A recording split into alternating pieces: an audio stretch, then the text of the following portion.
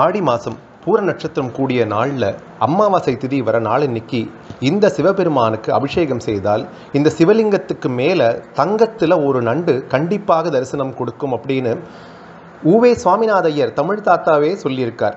இந்த ஆலயம் எந்த ஆலயம்? ஒரு சிவாலயத்தில் யமதர்மராஜனே மறுபடியும் உயிர் பெற்று எழுந்து அவர் அந்த நிலைக்கு திரும்பவும் கொண்டு வந்தது விநாயக பெருமான் கரை செற்று விநாயகர் அப்படின்னு இருக்கக்கூடிய ஆலயம் எந்த ஆலயம்? ஒரு சிறந்த குரு பரிகார ஸ்தலம் இருக்குது. ஒரு நாள் 2 நாள் சூரியன் வழிபாடு செய்தார் அப்படின்னு கேள்விப்பட்டிருக்கோம். நித்தமும் 365 நாளுமே சூரியனுடைய ஒளி பிரகாசம் அந்த சிவலிங்கத்து மேலேயே விழுந்துட்டு இருக்கக்கூடிய இடம். அது சிறந்த ஒரு அற்புதமான ஸ்தலம். எந்த ஸ்தலம்? பெண் சாபம் போக்கி நம்ம நல்ல வாழ்வு அளிக்கக்கூடிய ஒரு அற்புதமான க்ஷேத்திரம் எந்த க்ஷேத்திரம்? இது எல்லாமே நம்ம இன்னைக்கு தரிசனம் பண்ண போகிறோம். இதுதான் இந்த கும்பகோணம் அந்த டெம்பிள் டூர். அதோட 2வது நாள் ஐட்டினரி. நம்ம காரில் தான் போனோம். 100 கிலோமீட்டருக்கு 1500 ரூபா அப்படின்னு சொன்ன காரணத்தினாலேயே இந்த பாடகச்சேரி ராமலிங்க சுவாமிகள் கோவிலும் சரி, அந்த திருவாலங்குடி குருஸ்தலமும் சரி, அது பக்கத்தில் ஒரு பெருமாள் கோவிலும் சரி, அதனால தான் சேர்த்துட்டோம். மற்றபடி இதெல்லாம் ஒரே ரூட்டில் கிடையாது. முதல்ல நம்ம ஆரம்பிக்கும் பொழுது இந்த பாடகச்சேரி ராமலிங்க சுவாமிகள் அப்படிங்கிற அற்புதமான சித்த புருஷர் இருக்கார் இல்லையா, அந்த மகானோட அருள்கடாட்சம் வேணும் அப்படின்னு சொல்லி பாடகச்சேரிக்கு சென்றோம். பாடகச்சேரியில் இந்த மகான் எவ்வளவு அற்புதங்கள் செய்திருக்கார். முதல்ல அவருடைய அந்த வாழ்ந்த அந்த ஆலயத்தை இப்பொழுது நாம் பார்க்கலாம். இந்த ஆலயம் இப்பொழுது நீங்கள் தரிசித்து கொண்டிருக்கிறீர்கள் அல்லவா, இதுதான் பாடகச்சேரி ராமலிங்க சுவாமிகள் ஆலயம். இங்கே பாருங்கள், பிரத்யட்சமாக பைரவமூர்த்திகள் இவ்வளவு இருக்குது. இங்கே மகான் இங்கே ஒரு பைரவமூர்த்திகள் எல்லாமே அவர் கூட வச்சுருப்பார். பக்கத்தில் பைரவ தீர்த்தம் அப்படின்னு வச்சுருக்கார். மகானுடைய குரு எரிதாதா சுவாமிகளுடைய படம் நம்ம பார்க்குறோம். இதுதான் அந்த ஆலயம். இங்கே எவ்வளவோ பைரவமூர்த்தங்கள் இருந்தாலும் எதுவுமே நம்மளை பயமுறுத்தாது. எல்லாமே நம்ம அன்போட அரவணைப்போடவே இருக்குது. இந்த பைரவ மூர்த்திகளுக்கெல்லாம் நம்ம ஏதாவது உணவு கொடுத்தோம் சொன்னால் பாடகச்சேரி ராமலிங்க சுவாமிகளுடைய அருள் கடாட்சத்துக்கு பிரத்யட்சமான நம்ம பாத்திரமாகும். சுவாமிகள் எங்கேயாவது தியானம் பண்ணிருக்கார், அவர் தேட முடியாது அப்படின்னு சொன்னால் சுந்தரம் அப்படின்னு ஒரு பைரவர் இருப்பார். அந்த சுந்தரம் அப்படிங்கிற பைரவரை கண்டுபிடிச்சு அவர்கிட்ட சொல்லிட்டோம்னு சொன்னால் அவர் எங்கே இருந்தாலும் சுவாமியை தேடி கண்டுபிடிச்சு சுவாமியை கையோட கூட்டின்னு நம்ம முன்னாடி சேர்ப்பார். இங்கே எவ்வளோ சுந்தரம் நம்ம பார்த்தோம் அப்படின்னு தெரியல. இப்போ பிரத்யட்சமாக நம்ம தரிசனம் பண்ணுறது தான். இப்போ பாருங்க, இதுதான் எரிதாதா சுவாமிகள், பாடகச்சேரி ராமலிங்க சுவாமிகள். அங்கே இருக்கக்கூடிய எல்லா மகான்களோட அருள் கடாட்சத்துக்கு நம்ம பாத்திரமாகணும். நேபாள் சித்தர், ராஜாராம் சித்தர், சரவணானந்த சுவாமிகள், அவரையும் பார்த்துறோம். இங்கே இருக்கக்கூடிய இந்த மகான்கள் எல்லாரையும் நம்ம பார்க்குறோம். இப்போது சுவாமிகளுடைய கர்ப்ப கிரகத்தோட இப்போ காஞ்சி மகா சுவாமிகள் பார்க்குறோம், ஆதிசங்கரர் பார்க்குறோம், வள்ளல் பெருமான், பாடகச்சேரி ராமலிங்க சுவாமிகள். அவரை பற்றின காணொலிகள் 3-4 காணொலிகள் நம்மளுடைய சேனல்லே பண்ணியிருக்கோம். அந்த லிங்கில் கொடுத்துருவோம். இப்போ பார்த்துட்டு இருக்கிறது தான் பிரத்யட்ச தரிசனம். பாடகச்சேரி ராமலிங்க சுவாமிகள் பைரவ சித்தரோட தரிசனம். திருவொற்றியூரில் இந்த மகானோட ஜீவசமாதி, கிண்டியில் சிவசக்தி ஆலயம் அப்படின்னு கட்டி அந்த மெட்ரோ ஸ்டேஷன் வரப்போகிறதுங்கிறது அவ்வளோ நாள் முன்னாடியே சொல்லி, ஆனாலும் அந்த ஆலயத்தை அங்கிருந்து அகற்ற வேண்டிய இது அவசியமே இருக்காது அப்படிங்கிறது ஐயா நெல்லிக்குப்புசாமி செட்டி அவர்கள் அவரோட புஸ்தகத்திலேயே பதிவு செய்திருக்கார். பாடகச்சேரி ராமலிங்க சுவாமிகளோட அற்புதமான தரிசனம் இப்பொழுது அவர்கள் கடாட்சத்தால் நமக்கு கிடைச்சது. இப்போது அடுத்ததாக நம்ம இங்கிருந்து சென்ற ஸ்தலம் எது அப்படின்னு பார்த்தோம்னால் திருவாலங்குடி ஆபத் சகாயேஸ்வரர் ஆலயம். குரு பரிகார ஸ்தலம், குரு பார்க்க கோடி நன்மை அப்படின்னு சொன்னோம்னாலே நமக்கு எல்லாருக்கும் திருவாலங்குடி ஸ்தலம் தான் வரும். ஒருத்தரோட ஜாதகத்தில் குரு மங்கி போயிருந்தது, 6ஆம் இடத்துல இருந்து 8ஆம் இடத்துல மறைஞ்சிருந்தது, இது போன்ற அமைப்புகள் எல்லாம் இருந்தது அப்படின்னு சொன்னால் இங்கே இருக்கக்கூடிய ஆபத் சகாயேஸ்வரரையும் இந்த தட்சிணாமூர்த்தியையும் நம்ம வேண்டிட்டு வந்தோம் அப்படின்னு சொன்னால் இப்பொழுதும் சித்த புருஷர்கள் எல்லாம் இங்கே வழிபாடு செய்து கொண்டே வரார்கள். இந்த தட்சிணாமூர்த்தி பகவானை நாம் முதல்ல தரிசித்து தான் சுவாமிகிட்டேயே போகிற மாதிரி இப்போ ஒரு அமைப்பே இருக்குது. கோஷ்டத்தில் கூட இந்த தட்சிணாமூர்த்தி பகவான் ஆபத் சகாயேஸ்வரர் ஏன் சுவாமிக்கு பேர் வந்ததுனால், அந்த பாக்கடல் கடையும் போது அந்த விஷம் ஆலகால விஷத்தை சுவாமி எப்படி எடுத்து பருகினார் அல்லவா, திருநீலகண்டன் அப்படிங்கிற ஒரு பெயர் சுவாமிக்கு கிடைச்சது அல்லவா, அந்த காரணத்தினால இந்த சுவாமிக்கு ஆபத் சகாயேஸ்வரர் அப்படின்னு பெயர். எல்லா வித ஆபத்திலிருந்து நம்மளை காப்பாற்றி நமக்கு கோடி நன்மைகள் தரக்கூடிய ஒரு அற்புதமான ஸ்தலம் இது. நவகிரக ஸ்தலங்கள் அப்படின்னு சொல்லும்போது நம்ம ஒரு விஷயம் ஞாபகம் வச்சுக்கணும். என்ன அப்படின்னா, நவகிரகங்கள் வழிபாடு செய்து தங்களுடைய தோஷங்கள் நீக்கப்பெற்ற காரணத்தினால் நவகிரகங்கள் இறைவனை வழிபட்ட ஸ்தலம் அப்படிங்கிறத ஞாபகம் வச்சுக்கணுமே தவிர அங்கே நவகிரகங்கள் முதன்மை அல்ல அப்படிங்கிறத நம்ம தெளிவாக ஞாபகம் வச்சுக்கணும். கும்பகோணம் அப்படின்னு சொன்னாலே நமக்கு எல்லாருக்குமே நவகிரக ஸ்தலங்கள் மட்டும்தான் நம்ம நினச்சிட்டு இருக்கோம். இதை தவிர அங்கே பல கோடி பொக்கிஷங்கள் எல்லாம் நமக்கு காத்துட்டு இருக்கு அப்படிங்கிறத இந்த காணொலியில் நம்ம பார்க்க போகிறோம். திருவாலங்குடி குரு பகவானுடைய அருள்கடாட்சத்துக்கு பரிபூர்ணமாக பாத்திரமாகிவிட்டு அங்கிருந்து பக்கத்திலேயே பார்த்தோம்னு சொன்னால் ஒரு அபய வரதராஜ பெருமாள் கோவில் அப்படின்னு ஒரு கோவில் இருக்கு. இந்த பெருமாள் கோவில் பார்த்தோம் அப்படின்னு சொன்னால், இந்த ஆலயம் வந்து குரு பகவான் ஸ்தலம் பக்கத்திலேயே தான் இருக்குது. ரொம்ப ரொம்ப புராதனமான கோவில். சுக்கிரன் நீச்சம் பெற்றவர்களோ, இது போல் ஜாதகத்தில் ஏதாவது புதனோ சுக்கிரனோ நமக்கு நீச்சம் சரியா இல்லை, பகையில் இருக்குது அப்படின்னு நினைக்கக்கூடியவா எல்லாருமே வந்து இந்த ஆலயத்தில் வந்து வழிபாடு செய்தார்கள் அப்படின்னு சொன்னால் எல்லா விதமான கஷ்டங்களும் கண்டிப்பாக நீங்கும். ரொம்பவும் புராதனமான ஆலயம். இந்த ஆலயங்களோட பற்றி கல்வெட்டுகள் எல்லாமே இந்த குருஸ்தலத்தில் இருக்குது. அபய வரதராஜ பெருமாளோட தரிசனம் முடிச்சுட்டு அடுத்ததாக நம்ம போகக்கூடிய க்ஷேத்திரம் எது அப்படின்னு பார்த்தோம்னா திருவிசைநல்லூர் சிவயோகநாத சுவாமி ஆலயம். இந்த ஆலயம் அப்படின்னு சொன்னாலே நமக்கு முதல்ல ஞாபகம் வர வேண்டியது என்ன அப்படின்னா, ஸ்ரீதர் ஐயாவால் ஐக்கியமான ஸ்தலம். அந்த சிவலிங்கத்தோட ஐக்கியமானார் அல்லவா, அந்த சிவலிங்கத்தோட ஐக்கியமான ஸ்தலம் இதுதான். இது மட்டுமல்ல, 8 மகான்கள் ஒரு சேர இந்த இறைவனுடன் ஐக்கியமாயிருக்கார்கள். 8 மகான்கள் யார் அப்படின்னு பார்த்தோம்னா, திருமங்கலக்குடி பிராணநாதேஸ்வர மங்களாம்பிகை அருளால் ஒரு அமைச்சர் உயிர் பெற்றார் அப்படிங்கிறத நம்ம பார்த்தோம் இல்லையா. ராஜா வந்து கண்டிப்பாக அவர் கொலை பண்ணணும்னு சொல்லும்போது அந்த அந்த அந்த அவருக்கு மறுபடியும் உயிர் கொடுத்து சுவாமி வாழ வச்சார் அல்லவா, திருமங்கலக்குடி பிராணநாதேஸ்வர சுவாமி. அப்படி உயிர் பெற்ற அந்த பக்தரும் அவர்களுடைய 7 சகோதரர்களும் சுவாமியே வழிபட்டு வழிபட்டு வழிபட்டு ஒரே நேரத்தில் இந்த சிவலிங்கத்துடன் ஐக்கியமானார்கள் அப்படின்னு சொன்னால் அது இந்த ஸ்தலத்தோட இன்னொரு மகிமை. சதுர்கால பைரவர்கள், ஞான கால பைரவர், ஸ்வர்ணகால பைரவர், உன்மத்த பைரவர், யோக கால பைரவர், இந்த 4 கால பைரவ மூர்த்திகளையும் ஒரே சேர தரிசிக்கக்கூடிய ஒரு ரொம்ப அபூர்வமான ஆலயம் இந்த திருவிசைநல்லூர் சிவயோகநாத சுவாமி ஆலயம். இந்த கோவில்கள் இன்னொரு விசேஷம் என்ன அப்படின்னா, ரிஷபராசிக்காரர்கள் கண்டிப்பாக வழிபட வேண்டிய ஸ்தலம் இந்த திருவிசைநல்லூர் சிவயோகநாத சுவாமி ஆலயம். அது மட்டுமல்ல, இங்கு ஒரு மன்னர் வாழ்ந்து வந்தாராம், கேரள மன்னர். அவருடைய நடத்தை அவ்வளோ சரியா இல்லாமல் இருந்ததாம். ஆனாலும் அவர் அதிலிருந்து விடுபடணும் அப்படின்னா அவருக்கு அந்த மனசில் ஒரு ஊன்றுதல் ஏற்பட்ட காரணத்தினால் அவர் சிவபக்தி நெறியில் வந்து இறைவனை வழிபட்டு அந்த தோஷத்திலிருந்தெல்லாம் அவர் விடுபட்டார். அந்த கெட்ட அவர் எண்ணமெல்லாம் அவர் மனதை விட்டு சென்றது அப்படின்னு சொன்னால் அது இந்த ஆலயத்துடைய மகிமை. இதுதான் திருவிசைநல்லூர் சிவயோகநாத சுவாமி ஆலயத்தோட சில சிறப்புகள். இந்த ஆலயத்தில் நம்ம பார்த்தோம் அப்படின்னு சொன்னால், பழைய காலத்தில் சொல்லுவார் இல்லையா, சன் டயல் அப்படின்னு நம்ம கேள்விப்பட்டிருப்போம். அந்த சன் டயல் நம்மளால் பார்க்க முடியுது. இப்போ பாருங்க, அந்த சன் டயலில் இப்போ என்ன காமிக்கிறது அப்படின்னா 10 மணி கரெக்டாக நம்ம போகிற நேரம் 10 மணி. இப்போ உங்களால் பார்க்கவே முடியும் 10 மணி அப்படிங்கிற நேரத்தை எவ்வளோ சரியாக கரெக்டாக காட்டுறது அப்படிங்கிறது பார்க்க முடியும். சாயங்காலம் 6 மணி வரைக்கும் தான் அது வேலை செய்யும். அதுக்கப்புறமா சூரியன் அஸ்தமனம் அப்புறம் இது வேலை செய்யாது. பட் இதெல்லாம் எவ்வளோ ஆண்டு காலங்களுக்கு முன்னால் திருவிசைநல்லூர் கோவில் இதை வச்சிருக்கார்கள் அப்படின்னு சொன்னால், 700 ஆண்டு காலங்களுக்கு முன்னால் பண்ணியிருக்கார்கள் அப்படின்னு சொன்னால், இதெல்லாம் நாம் போற்றி பராமரிக்க வேண்டிய பொக்கிஷங்கள். நம் முன்னோர்கள் நமக்கு கொடுத்த ஒரு சிறப்பான கொடை. இது திருவிசைநல்லூர் கோவிலில் இருக்குது. அடுத்ததாக நம்ம முக்கியமான க்ஷேத்திரமாக இந்த டூர்லேயே நம்ம பார்த்ததுன்னா கர்க்கடகேஸ்வரர் கோவில் ஆலயம். இந்த நண்டு வழிபட்ட சிவாலயம் இது.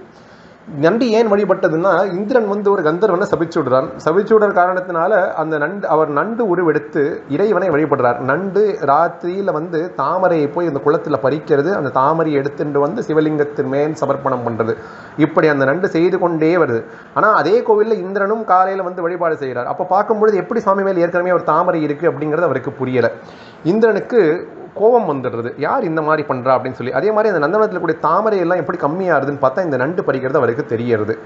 சரி, இந்த நண்டு தானே இதெல்லாம் பண்ணுறதுன்னு சொல்லிட்டு ஒரு நாள் இந்த நண்டு தாமரை மலர பறிச்சுட்டு இரவு நேரத்தில் அந்த சிவலிங்கத்தின் மேலே ஏற போகும்பொழுது இந்திரனுக்கு வந்தது கோபம். அதனால வாள் எடுத்து அந்த நண்டை அப்படியே வெட்ட போகிற நேரத்தில் அந்த வெட்டு எது மேலே விழுந்ததுனால் சாட்சாத் இறைவன் மீது விழுந்தது. இறைவன் என்ன பண்ணுறார், அந்த நண்டை காப்பாற்றிடணும் அப்படிங்கிற பொருட்டில் சுவாமி என்ன பண்ணுறாருன்னா அந்த லிங்கத்தின் மேலே ஒரு சின்ன துவாரம் ஏற்படுறது. அந்த துவாரத்துக்குள்ளே அந்த நண்டை அப்படியே ஐக்கியமாகி சுவாமி அந்த நண்டை அப்படியே உள்ளே வாங்கிட்டு விடுறார். அதுக்கு பிறகுதான் இந்திரனுக்கு வந்து சுவாமி சொல்கிறார், உன்னால் சபிக்கப்பட்ட கந்தர்வன் தான் என்னை இந்த நன்று உருவம் கொண்டு இங்கே வழிபட்டான் அப்படிங்கிறத சுவாமி வந்து இந்திரனுக்கு உணர்த்தார். அப்போ தான் இந்திரன் தன்னுடைய நடத்தையெல்லாம் திருத்தி கொண்டார்கள். திருந்து தேவன்குடி அப்படிங்கிற பேரும் இந்த க்ஷேத்திரத்துக்கு இருக்குது. இந்த க்ஷேத்திரத்தோட மகிமை என்ன அப்படின்னு பார்த்தோம்னா, இப்போ இந்த ஸ்தல புராணத்தை நம்ம சொல்கிறோம். ஸ்தல புராணம் எல்லாம் உண்மையா அப்படிங்கிற கேள்வி நம்ம நிறைய பேருக்கு இருக்கு இல்லையா. இந்த சிவபெருமானுக்கு ஆடி மாதம் பூர நட்சத்திரம் கூடிய அமாவாசை என்னைக்கு அந்த திதி வரதோ அன்னைக்கு 21 குடம் பால், காராம் பசுவின் பால் அபிஷேகம் செய்தோம் அப்படின்னு சொன்னால் இந்த நண்டுடைய தரிசனம் கிடைப்பது சத்தியம், கண்கூடு அப்படிங்கிறது இந்த ஸ்தல மகாத்மியம். இதை செய்து பார்த்திருக்கிறேன் அப்படின்னு சொல்லி தமிழ் தாத்தாவை விட்டு உவே சுவாமிநாதையர் வந்து சொல்லியிருக்கார். இந்த மாதிரி 21 பால் குடத்தால் அபிஷேகம் பண்ணியிருக்கார். அவருக்கு தங்க நிறத்தில் ஒரு நண்டு இந்த சிவலிங்கத்தின் மேல் ஊர்வது அவருக்கு அந்த தரிசன காட்சி கிடைத்திருக்கு அப்படிங்கிற சான்று உவே சுவாமிநாதையர் சொல்லியிருக்கார். அப்படின்னால் இது எப்பேற்பட்ட ஒரு அற்புதமான சிவாலயம் அப்படின்னு யோசிக்கணும். எல்லா ஆலயங்களையும் பார்த்துருக்கோம், சந்திர பகவான் நின்ற கோலத்தில் காட்சியளிப்பார். ஆனால் இங்கே யோக சந்திரனாக காட்சியளிக்கிறார். கடகராசி அப்படின்னா கடகராசிக்கு அதிபதி சந்திர பகவான். கடகராசிக்காரர்கள் கண்டிப்பாக வழிபட வேண்டிய ஸ்தலம் இதுனா நிச்சயமாக இந்த கர்க்கடகேஸ்வரர் கோயில் ஆலயம். அது மட்டுமல்ல, சந்திரன் நீச்சம் பெற்றவர்கள், சந்திரன் தோஷமாக இருக்கிறவர்கள், சந்திரன் பகையில் இருக்கக்கூடியவர்கள், இந்த மாதிரி எல்லாம் கஷ்டப்படக்கூடியவர்கள் எல்லாமே இங்கு வழிபட்டால் நிச்சயமாக அவர்களுக்கு அந்த வித கஷ்டமெல்லாம் போய்விடும். இது இவ்வளவு மகாத்மியத்தை தன்னுள்ளே அடக்கியுள்ளதுதான் கர்க்கடகேஸ்வரர் கோவில் ஆலயம்.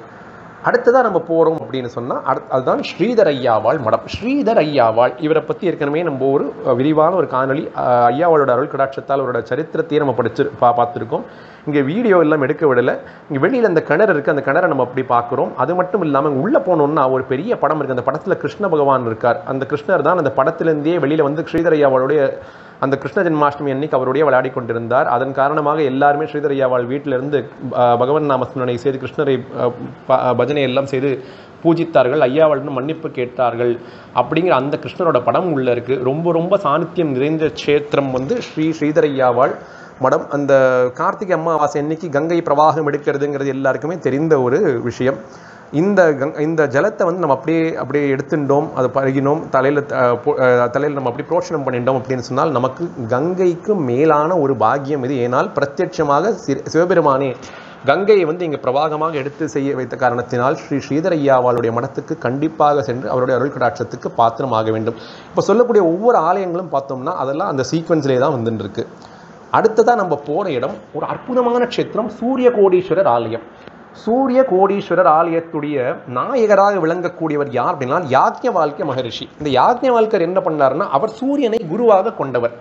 சூரிய பகவானுக்கு மனசுல ஒரு கஷ்டம். என்ன கஷ்டம் அப்படின்னா எந்த பிரதோஷ வழிபாடும் என்னால் கலந்து கொள்ள முடியல. ஏன்னா பிரதோஷத்தன்னைக்கு என்னால் எந்த கோவிலுக்கும் போக முடியாது. ஏன்னா அந்த நேரத்தில் அஸ்தமனமாக வேண்டிய நேரம், அதனால் நான் அஸ்தமனம் ஆகிக்கொண்டிருக்கனால என்னால் எங்கேயும் பிரதோஷத்தை தரிசனம் பண்ண முடியலை அப்படின்னு சூரிய பகவானுக்கு மனசில் ஒரு சங்கடம் ஏற்பட்டது. யாக்ஞவால்கர் என்ன பண்ணுறாருன்னா அவர் செய்த தபோபலன் எல்லாத்தையும் இறக்கி ஒரு பாஸ்கர சக்கரம் அப்படிங்கிற ஒரு எந்திரத்தை உருவாக்குறார். அந்த எந்திரத்தை ஸ்தாபித்து அதற்கு மேலே தான் சூரிய கோடீஸ்வரரை பிரதிஷ்டை செய்கிறார் ஸ்ரீ யாக்ஞவால்கர் மகரிஷி. அந்த இடத்துல ஸ்தாபனம் பண்ணியிருக்கார். சூரியன் சம்பந்தப்பட்ட எந்தவித பிரச்சனையாக இருந்தாலும், நமக்கு அரசு வேலை வேணும்னு இருந்தாலும் சரி, சூரிய பகவான் சாதகமாக நிலையில் இல்லாமல் இருந்தாலும் இந்த கஷேத்திரத்துக்கு வந்தோம் சொன்னால் அவ்வளவு விசேஷம். யாக்ஞவால்கர் என்ன செய்தார் அப்படின்னு பார்த்தோம். இலுப்பை மரம் தான் இந்த ஸ்தலவிருட்சம். இந்த இலுப்பை மரங்களை நிறைய உருவாக்கி எல்லா பிரதோஷத்துக்கும் கோடி விளக்குகள் ஏற்றுவாராம். அந்த கோடி விளக்குகள் சுவாமி ஜெகஜோதியாக, அது அருட்பெரும் ஜோதியாகப்பட்ட இறைவன் ஜெகஜோதியாக காட்சி அளிப்பாராம். சூரிய பகவான் கண் குளிர கண்டு தரிசிப்பாராம். இப்படி யாக்ஞவால்கர் செய்த பூஜை எல்லாவற்றையும் தரிசித்த சூரிய பகவானுக்கு அவர் மனசுக்கு மிகவும் சந்தோஷம் ஏற்பட்டது. இந்த க்ஷேத்திரத்தில் இது மட்டும் விசேஷம் அல்ல. சுற்றி வரும்போது ஒரு காலபைரவ மூர்த்தி இருக்கார். அந்த காலபைரவ மூர்த்திக்கு ஆரதி காட்டும்போது அவரோட அந்த ஆரதி நமக்கு கூர்ந்து கவனித்தோம் அப்படின்னு சொன்னால் அந்த சுவாமியோட கழுத்தில் ஒரு சிவப்பாக ஒரு மணி போன்ற ஒரு அமைப்பு நல்ல பக்தியுள்ள ஒரு கன்றுக்கு தோன்றுறது. அப்படி அதை பார்த்துரும் அப்படின்னு சொன்னாலே சூரியன் சந்திரன் சம்பந்தப்பட்ட எல்லா விதமான தோஷங்களும் சரி விலகிவிடும் அப்படிங்கிறது பக்தர்களுடைய பரிபூர்ண நம்பிக்கை. சூரிய கோடீஸ்வரர் ஆலயத்தை ஞாயிற்றுக்கிழமை தரிசனம் செய்தோம் அப்படின்னால் ரொம்ப ரொம்ப அற்புதமான பலன்கள் நமக்கு கொடுக்கும். இது இந்த சிவாலயத்தின் இன்னொரு விசேஷம் என்ன அப்படின்னு பார்த்தோம்னா சூரிய பகவான் ஒரு நாளைக்கு பூஜை பண்ணார், 3 நாளைக்கு சூரிய பகவான் அப்படியே சிவலிங்கத்தின் மேலே அப்படியே அவர் பூஜை செய்தார் அப்படிங்கிறதெல்லாம் நம்ம பார்த்துருக்கோம். இந்த கோவிலில் 365 நாளும் எப்பொழுதுமே அந்த ஒளி பிரகாசம் சிவலிங்கத்தின் மீது பட்டுக்கொண்டே தான் இருக்கும். வேறு எந்த ஆலயத்திலும் நடக்காத ஒரு அதிசயம் சூரிய கோடீஸ்வரர் ஆலயம், சூரிய மூலை அப்படிங்கிற இந்த அற்புதமான க்ஷேத்திரம். அதுக்கு அடுத்ததான் நம்ம பார்க்க போகிறது திரிலோகி அப்படின்னு அழைக்கக்கூடிய சுந்தரேஸ்வர சுவாமி கோவில். இங்கே பார்த்தோம்னா சுவாமி அம்பாள் பிரத்யட்சமாக திருமண தம்பதி கோலத்தில் எவ்வளோ அழகாக காட்சி கொடுக்குறா அப்படிங்கிறத பார்க்குறோம். அது மட்டும் இல்லை, பக்கத்தில் ரிஷபாரூடராக காட்சி கொடுக்குறார். இந்த மாதிரி ஒரு அமைப்பு நமக்கு எங்கேயுமே தெரியாது. இந்த வலது பக்கம் இருக்கக்கூடிய படத்தில் பார்த்தீங்கன்னா ரிஷபாரூடர் பார்க்குறோம். சுவாமி அம்பாள் கீழே நந்தி பகவான் இருக்கார். பக்கத்தில் இருக்கக்கூடியவர் தான் மார்க்கண்டேய மகரிஷி. மார்க்கண்டேய மகரிஷி இங்கே தவம் இருக்கார். தவம் இருந்து மகாலட்சுமி தாயார் மறுபடியும் ஸ்ரீமன் நாராயணனுடன் சேர வேண்டும் அப்படிங்கிற ஆசையுடன் ஸ்ரீமன் நாராயணன் பிரிந்து விட்டோமே அப்படின்னு மனசு கஷ்டத்துடன் இங்கே வந்த பொழுது ஸ்ரீமன் நாராயணனை மறுபடியும் எப்படி கண்டுபிடிக்கணும் அப்படிங்கிறதுக்கான வழியை உபதேசித்தவர் மார்க்கண்டேய மகரிஷி அப்படிங்கிறது ஐதீகம். மார்க்கண்டேயர் சொல்லிக் கொடுத்தது போலவே தாயாரும் ஸ்ரீமன் நாராயணனை சிவபெருமான் அருள் கடாட்சத்தால் நாராயணனுடன் மறுபடியும் அவர்களுக்கு திருமணம் நடந்தது. இந்த பிரிவும் ஒரு முடிவுக்கு வந்தது. கணவன் மனைவிக்குள்ளே கூடிய நல்ல இணக்கம் ஏற்படணும் அப்படின்னா இந்த ஆலயத்தில் வழிபடுவது ரொம்ப விசேஷம். அது மட்டும் அல்ல, இந்த ஆலயத்துடைய இன்னொரு விசேஷம் என்ன அப்படின்னு பார்த்தோம்னா, இது சிறந்த ஒரு குரு பரிகார ஸ்தலம். ஏன்னா இங்கே குரு பகவானும் வழிபட்ட காரணத்தினால் இதுவும் குருஸ்தலம். இதெல்லாம் நமக்கு இந்த ஆலயங்களுக்கு போனதுக்கு அப்புறம் தான் நமக்கு எல்லாமே இதெல்லாம் தெரிய வருது. அடுத்ததாக பார்த்தோம்னா திருக்கோடிக்காவல் கோடீஸ்வரர் ஆலயம். இந்த இடத்தோடைய விசேஷங்கள் பல விசேஷங்கள். முதல்ல நம்ம இந்த கோவிலோட நாயகராகப்பட்ட கரையேற்று விநாயகரை பற்றி பார்த்து விடலாம். கரையேற்று விநாயகர், ஏன் இந்த கரையேற்று விநாயகர்ங்கிற பேர் வந்தது அப்படின்னால், யமதர்மராஜன் இருக்கார் இல்லையா, யமதர்மராஜன் காலசம்ஹார மூர்த்தியா சுவாமி யமனை சம்ஹாரம் பண்ணக்கூடிய இடம்தான் திருக்கடவுர் அட்டவிராட்டன ஸ்தலங்களில் ஒன்று. அதுக்கப்புறமா யமன் உயிரற்ற நிலையில் செயலற்று இங்கே இருக்கக்கூடிய இறைவனுடன் ஐக்கியமாகி அப்படியே செயலற்று கிடக்காராம். அப்படி யமதர்மராஜா இருக்கும் காரணத்தினால் என்ன ஆகுதுன்னா, பூமியில் அப்படியே பாரம் ஏறிக்கொண்டே போகிறது. பூமாதேவியும் மற்ற தேவர்களும் ரிஷிகளும் எல்லாருமே சேர்ந்து இறைவனை நோக்கி எப்படியாவது நம்ம பார்த்துடணும், சிவபெருமான் கிட்ட ஒரு வழி கேட்கணும் அப்படின்னு சொல்லி வரும் பொழுது அவர்கள் எல்லாம் ஒரு தவறு செய்து விடுகிறார்கள். துர்வாச மகரிஷியும் அங்கு வரார். அங்க செய்த தவறு என்ன அப்படின்னால், விநாயக பெருமானை வழிபடாமல் எந்த காரியத்தில் ஈடுபட்டாலும் அதில் கண்டிப்பாக தடங்கள் வரும். அதனால இவங்களுக்கு தடங்கள் வர ஆரம்பிச்சது. அந்த காவேரி அந்த ஆற்று பெருக்கெடுத்தோட காரணத்தினால இவர்களால் வர முடியலை. அந்த தேவர்கள் எல்லாம் ஆற்று அப்படியே மூழ்கி கொண்டிருக்கும் போது, முனிவர்கள் எல்லாம் கஷ்டப்பட்டு கொண்டிருக்கும் பொழுது துர்வாச முனிவர் அப்பொழுது அவருக்கு ஒரு எண்ணம் தோன்றி அந்த ஆற்று மணலில் ஒரு விநாயக பெருமானை ஸ்தாபனம் பண்றார். அந்த விநாயக பெருமான் மூழ்கி கொண்டிருக்கிறவள் அனைவரையும் காப்பாற்றி இந்த இறைவிடம் கொண்டு சேர்த்தார். அதன் காரணமாக இவருக்கு பேர் கரை ஏற்ற விநாயகர். வாழ்க்கையில் நிறைய கஷ்டத்தில் நம்ம எல்லாம் முழுகின்று இருக்கோம் அப்படின்னு நினைச்சோம் சொன்னால், இந்த கரையேற்று விநாயகர் கண்டிப்பாக நம்மளை எல்லாரையும் காப்பாற்றுவார் அப்படிங்கிறது அந்த நம்பிக்கை மனசில் வச்சுக்கணும். இந்த ஆலயத்தோட விசேஷம் என்ன பார்த்தோம்னா, சித்திரகுப்தர் இருக்கார். சித்ரா பௌர்ணமி அன்னைக்கு சித்திரகுப்தருக்கு விசேஷம். சித்திரகுப்தர் இருந்தால் கண்டிப்பாக யமதர்மராஜாவும் கண்டிப்பாக இருப்பார். இந்த ஆலயத்தில் நமக்கு மிகவும் ஈர்த்தது என்ன என்றால், சித்தருக்கெல்லாம் சித்தராகப்பட்ட மகா சித்தர் ஆசான் அகத்தீசருடைய அற்புதமான அருள் தரிசனம் நமக்கு கிடைத்தது. அடுத்ததான் நம்ம பக்கத்தில் பார்க்கக்கூடிய படம் எது அப்படின்னு பார்த்தோம்னா, இது வடுக பைரவ கஷேத்திரம்னே இந்த ஆலயத்துக்கு ஒரு பெயர் இருக்கு. ஏன் வடுக பைரவ கஷேத்திரம்னா, துர்வாச முனிவர் சிறந்த பைரவமூர்த்தி உபாசகர் கால பைரவ சாஸ்திரநாமத்தை எழுதியிருக்கார். நம சரண்ய சரண்ய சரண்யாம் சுகாயதே நம சரண்ய ரக்ஷாய பைரவாய நமோ நமஹ என்று அந்த பைரவருடைய அற்புதமான சாஸ்திரநாமத்தை ஏற்றிருக்கிற துர்வாச முனிவர். அந்த முனிவர் இங்கே ஒரு வடுக பைரவரை பிரதிஷ்டை பண்ணியிருக்கார். அந்த வடுக பைரவருக்கு பேர் வரம் தரும் வடுக பைரவர். பகை, பில்லி சூனியம் இது போன்ற எதிர்ப்புகள் எல்லாம் விலகி நமக்கு எல்லாமே முன்னேற்றத்தை தரக்கூடிய அற்புதமான பைரவமூர்த்தி இங்கு காணப்படுகிறார். அது மட்டும் இல்லை, அடுத்த சூரிய மண்டலத்திற்குரிய பிரம்மாவும் நமக்கு இங்கு காட்சி தரார். இந்த ஆலயத்தோட இன்னொரு விசேஷம் என்ன அப்படின்னு பார்த்தோம்னா, பாலசனீஸ்வர பகவான் காணப்படுறார். பாலசனீஸ்வர பகவானோட சிரசில் பார்த்தோம்னா சின்னதாக ஒரு சிவலிங்கம் இருக்கு.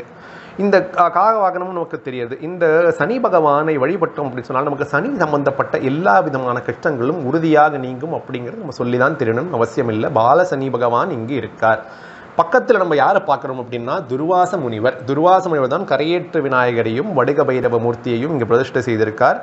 அற்புதமான சிவாலயம் அப்படின்னால் திருக்கோடிக்காவல் இருக்கக்கூடிய சிவாலயம். இங்கு சிவபெருமான் இது மட்டும் இல்லை, இங்கே 3 கோடி மந்திர தேவதைகளுக்கெல்லாமே சுவாமிகள் விமோசனம் கொடுத்த காரணத்தினாலும், இறைவன் விமோசனம் கொடுத்த காரணத்தினாலும் இதற்கு திருக்கோடிக்காவல் அப்படிங்கிற பெயர் ஏற்படுறது. யமதர்மராஜாவும் நம்மளால் இங்கே பார்க்க முடியாது. அதனால இங்கே வரவா எல்லாருக்குமே யமதர்மராஜா என்ன சொல்லியிருக்காங்கன்னா, இந்த க்ஷேத்திரத்தில் பஞ்சாட்சரம் ஜபிச்சவாளோ, ஏதாவது சிவபூஜை செய்தவர்களோ, சிவபெருமானை பக்தியுடன் வணங்கியவர்கள் யாருக்காக இருந்தாலும் யமதர்மராஜா கண்டிப்பாக தீண்ட மாட்டார். அப்படின்னு என்ன அர்த்தம் அப்படின்னா, அனாயாசமான மரணம் கிடைக்கும். அனாயாசன மரணம் பினாதென்யன ஜீவிதம் தேகிமே கிருப்பையா சம்போ தொய பக்தி மசஞ்சலாம். அந்த மரண பீதி மரண வலி அப்படிங்கலாம் இருக்கவே இருக்காது. தாபானலம் மரணசோக ஜராட்டவீனாம் அப்படின்னு வாராணசி புறப்பத்தும் பஜவிஷ்ணாதுங்கிற ஸ்தோத்திரத்தில் மரண சோகமே இருக்காது, அனாயாசமான மரணம் கிடைக்கும். மரணம்ங்கிறதுக்கு நமக்கு ஒரு பயமுறுத்தாது, நமக்கு ஒரு பீதியை தராது. அதுதான் யமபயம் போகும் அப்படின்னு. அது யமபயமே இருக்காது அப்படின்னு சொன்னால் நம்ம எப்பவுமே வாழ போகிறோம் அப்படிங்கிற அர்த்தம் கிடையாது. இந்த யமபயத்தை போக்கக்கூடிய ஒரு அற்புதமான ஸ்தலம் எது அப்படின்னா திருக்கோடிக்காவல். இத்தனை அற்புதங்களை தன்னகத்தே அடக்கி வைத்திருக்கிறது தான் இந்த கும்பகோணம்ங்கிற அற்புதமான க்ஷேத்திரம். இறுதியாக நம்ம தரிசிக்கக்கூடிய அற்புதமான க்ஷேத்திரம் எது அப்படின்னு சொன்னால், ஸ்ரீ பாஸ்கர ராயர் அப்படிங்கிற அற்புதமான ஸ்ரீவித்யா உபாசகர் இங்கு வாழ்ந்து இங்குதான் வாழ்ந்தார் அப்படிங்கிற ஒரு பெருமை நமக்கெல்லாம் கிடைக்கிறது. லலிதா சஹஸ்ரநாமம் அம்பிகையுடைய சக்தி வாய்ந்த உபாசகர் ஸ்ரீ பாஸ்கர ராய சுவாமிகள். எப்படி அப்படிங்கிறதுக்கு எடுத்துக்காட்டாக ஒரே ஒரு விஷயத்தை மட்டும் நம்ம சொல்லலாம். ஒரு வாட்டி பாஸ்கர ராய சுவாமிகள் கிட்டக்க லலிதா சஹஸ்ரநாமத்தில் இருக்கக்கூடிய ஒரு நாமாவளிக்கு அர்த்தம் சொல்லுங்க அப்படின்னு கேட்கும் பொழுது, என்ன கேள்வின்னு கேளுங்க அப்படின்னு சொல்லும்போது பாஸ்கர ராய சுவாமிகள் கிட்டக்க அவர்கள் எல்லாம் கேட்கிறார்கள்.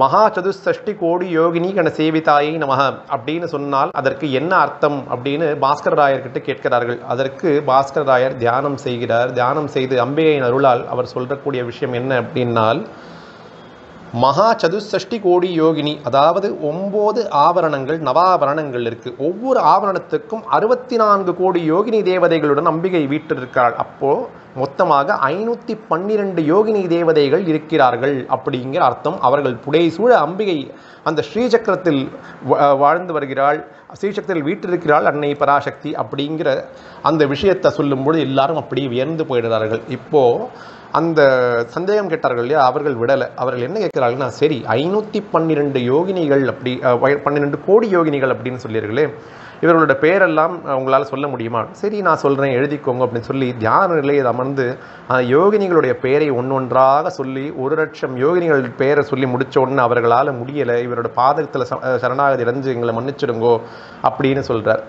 காமாட்சியோடைய அருள் கடாட்சம் கிடைக்கணும்னால் என்ன பண்ணணும் அப்படின்னு சொன்னபோது பாஸ்கர ராயர் சுவாமிகள் சொன்னது என்னன்னா, க்ளீம் பீஜம், அந்த பீஜாட்சரத்தை ஜெபிச்சுன்னு வந்தோம் அப்படின்னு சொன்னால் அன்னை மகாலட்சுமி அருளும் அன்னை கலைவாணியின் அருளும் பரிபூர்ணமாக கிடைக்கும், காமாட்சியின் அருள் பரிபூர்ணமாக நமக்கு கிடைக்கும் அப்படின்னும் நமக்கு சொல்லி கொடுத்துருக்கிற அற்புதமான மகான். இந்த மகான் வாழ்ந்த இடம் இங்கு அவருக்கு நினைவிடம் இருக்குது. இங்கே அம்பிகைக்கு பிரத்யட்சமாக ஸ்ரீவித்யா பூஜைகள் எல்லாம் நடந்து கொண்டு வருது. மகாராஜபுரம் அப்படிங்கிற இந்த ஊரில் தான் பாஸ்கர ராயருடைய இந்த நினைவிடம் இருக்குது. இதுதான் நம்ம கடைசியாக பார்க்கக்கூடிய க்ஷேத்திரம். இந்த ஆலயத்தில் வேண்டினோம் சொன்னால் அம்பிகையின் அருள் கடாட்சத்திற்கும் ஸ்ரீ பாஸ்கர ராயல் அருள் கடாட்சத்திற்கும் கண்டிப்பாக பாத்திரம் ஆவோம் அப்படின்னு சொல்லி இப்பொழுது பேசப்பட்ட வார்த்தைகள் அனைத்தையும் ஆசான் அகத்தீசன் பாதங்களில் சமர்ப்பணமாக வைத்து இந்த உரையை நிறைவு செய்கிறோம். ஓம் நமோ வெங்கடேசாய.